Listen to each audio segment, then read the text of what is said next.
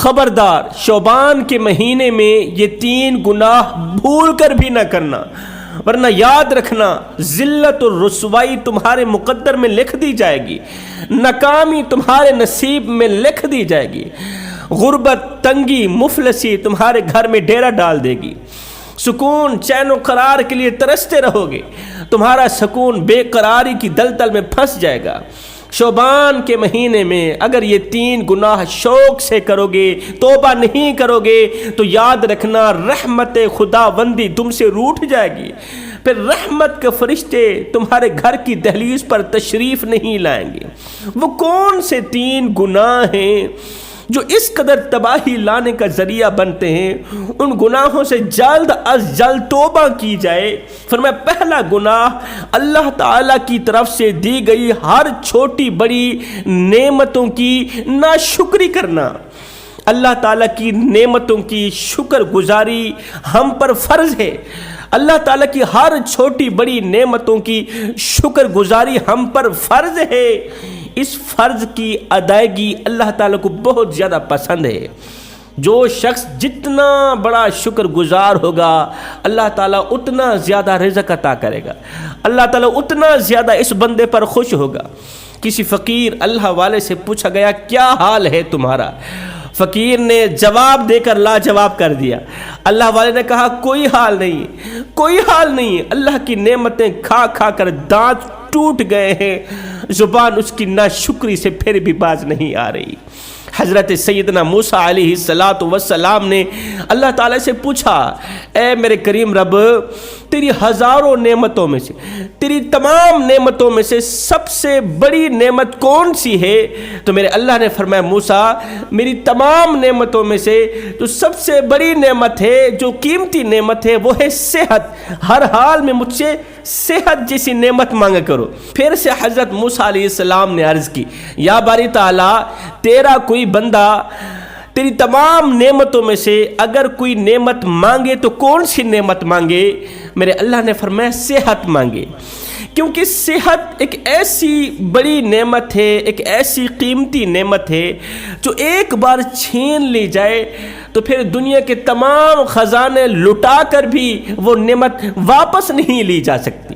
اگر اللہ نے تمہیں صحت جیسی دولت سے نوازا ہے، صحت جیسی نعمت سے نوازا ہے، تو پھر ہر حال میں اللہ تعالیٰ کی اس نعمت کی شکر گزاری کرنا، ناشکری سے بچنا، ناشکری جیسے خطرناک گناہ سے بچنا، ورنہ یاد رکھنا جو خدا صحت دینے کی طاقت رکھتا ہے وہ واپس لینے کی طاقت بھی رکھتا ہے۔ رات کو دن میں بدلنے والا رب کبھی دے کر آزماتا ہے اور کبھی لے کر آزماتا ہے۔ میرے کریم نبی جناب حضرت محمد مصطفیٰ صلی اللہ علیہ وسلم نے فرمایا یوں نہ کہا کرو اللہ تو چاہے تو دے دے، تو چاہے نہ دے، یوں نہ کہا کرو، یوں دعا نہ مانگا کرو۔ دعا مانگنے کا، اللہ سے کچھ مانگنے کا سلیقہ سیکھو، طریقہ سیکھو۔ یوں کہا کرو اللہ میرے حق میں جو بہتر ہے مجھے عطا کر دے، اگر بہتر نہیں بھی ہے تو بھی میرے حق میں بہتر بنا کے عطا کر دے، میں تیری چوکھٹ پر پڑا رہوں گا تب تک جب تک تو مجھے نوازے گا نہیں۔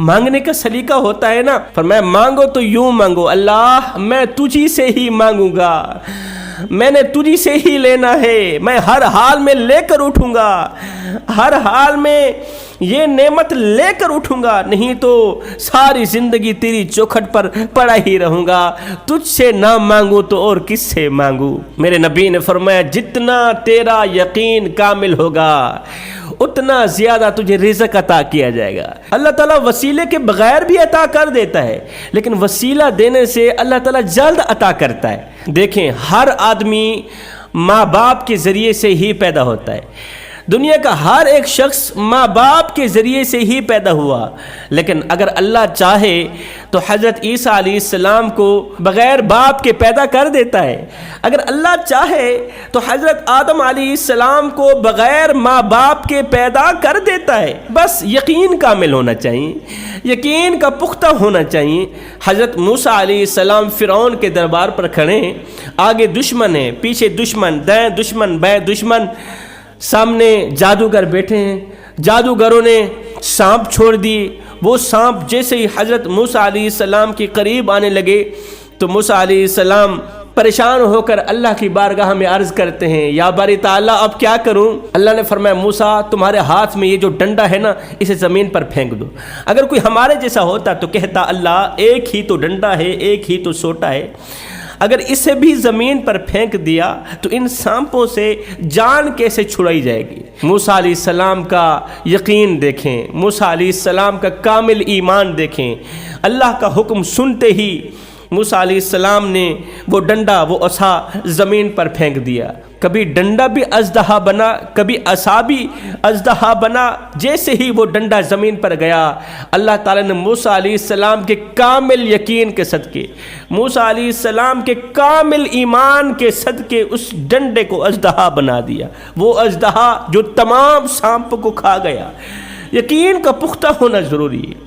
حضرت سیدنا علی المرتضیٰ شیر خدا کرم اللہ وجہہ الکریم فرماتے ہیں، میرے پیارے نبی کی پیاری بیٹی سیدہ فاطمہ الزہرا نے کبھی کوئی خواہش نہیں کی تھی، کبھی کچھ نہیں مانگا تھا۔ ایک دن سیدہ فاطمہ الزہرا بیمار تھی، بیماری کی حالت میں میں آپ کے سرہانے بیٹھا تھا۔ میں نے کہا فاطمہ زندگی گزر گئی ہے، تو نے کبھی کوئی خواہش نہیں کی، آج کوئی خواہش تو کر دینا، خواہش کر کے چل مجھے بھی راضی کر دے، مجھے راضی کرنے کے لیے کوئی خواہش پیش کر دے۔ سیدہ فاطمہ الزہرا نے کہا یا علی میرا انار کھانے کو دل کر رہا ہے، انار کھانے کو جی چاہ رہا ہے، میری خواہش ہے کہ انار لے کر آؤ۔ سیدنا علی المرتضیٰ شیر خدا کرم اللہ وجہہ الکریم فرماتے ہیں، کبھی خواہش نہ کرنے والی فاطمہ نے آج پہلی مرتبہ خواہش کی، میری جان میں جان ڈال دی۔ میری جیب میں ایک ہی دینار تھا، میں فوراً اٹھا بازار کی طرف دوڑا، بازار کی طرف بھاگا، خوشی خوشی میں نے ایک انار خریدا، ایک دینار کا ایک انار خریدا۔ واپسی فاطمہ کی طرف لے کے جا ہی رہا تھا کہ واپسی کی طرف جا ہی رہے تھے، اچانک آپ کی نظر ایک بوڑھے شخص پر پڑی۔ اس بوڑھے شخص کے چہرے پر بھوک کے آثار نمودار ہو رہے تھے، بھوک کے آثار نظر آ رہے تھے۔ حضرت علی کو پتہ چلا، محسوس ہوا کہ اس شخص نے 3 دن سے کچھ نہیں کھایا، 3 دن سے اسے کھانے کو کچھ نہیں ملا۔ سیدنا علی المرتضیٰ شیر خدا کرم اللہ وجہہ الکریم کہتے میرے پاس پیسے تو نہیں تھے، دینار تو نہیں تھے، ایک انار کے سوا کچھ نہیں تھا۔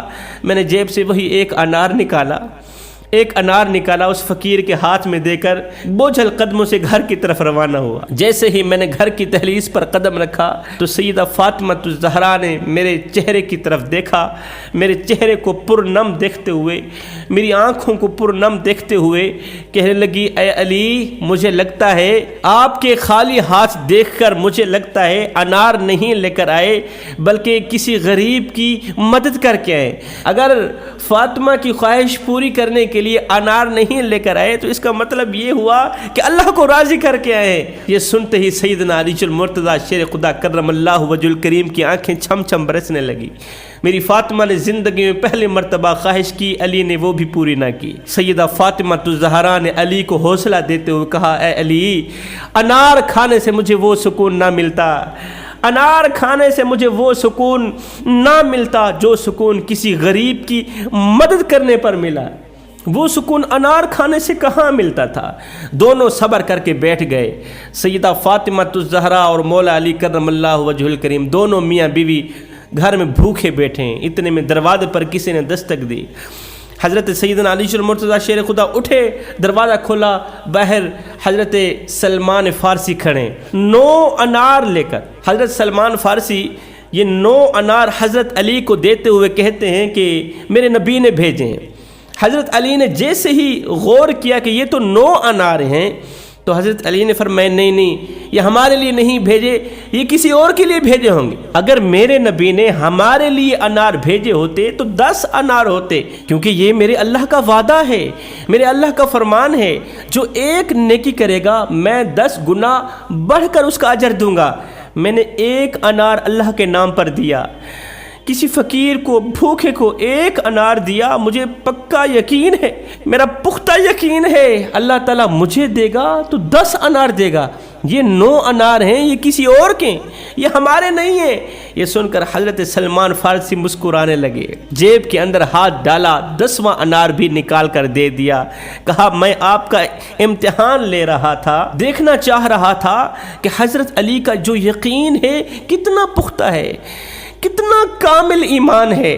اگر یقین کامل ہو، ارادے پختہ ہوں، تو اللہ تعالیٰ ناممکن کو ممکن بنا دیتا ہے، اللہ تعالیٰ ہر مشکل کو پھر آسانی میں تبدیل کر دیتا ہے۔ تیسرا گناہ جو بہت بڑا گناہ ہے وہ ہے والدین کو دکھ دے کر ان سے بد دعائیں لینا، والدین کو درد دے کر ان سے بد دعائیں لینا۔ یہ 3 گناہ کبھی بھی نہ کرنا، اگر کرو گے تو یاد رکھنا تم ذلیل و خوار ہو جاؤ گے، تم مٹ جاؤ گے، ناکامی تمہارا مقدر بن جائے گی، سکون چین و قرار کے لیے ترستے رہو گے، اللہ تعالیٰ کے غضب کا نشانہ بنو گے۔ میں دعا کرتا ہوں اللہ ان 3 گناہوں سے جلد از جلد ہمیں توبہ کرنے کی توفیق عطا فرما، آمین ثم آمین، وما علینا الا البلاغ المبین۔